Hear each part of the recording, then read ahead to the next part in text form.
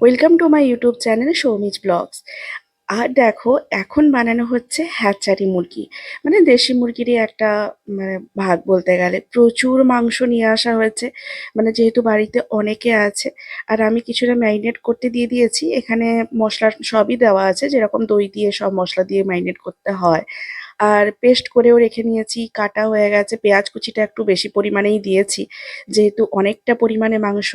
আর দেখো, সত্যি কথা বলতে কি, মাংসে রসুন আমাদের সববারই খুব ভালো লাগে। আর এদিকে মাংসের কালারটা দেখো রান্নার পরে। হ্যাঁ, যদিও এটা একটু হালকা বয়েল করে নেব, প্রেসার কুকারে ঢুকিয়ে নিচ্ছি তাই। তো যাতে সেদ্ধটা ভালোভাবে হয়ে যায়। তো মোটামুটিভাবে সব কমপ্লিট হয়েই গেছে, খালি একটু হালকা সেদ্ধ হলেই হয়ে যাবে।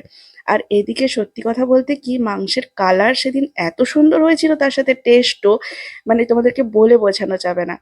আর প্রথমবার রান্না করেছি হ্যাচারি, এর আগে কখনো করিনি, তাই প্রথমবারেই একদম পুরো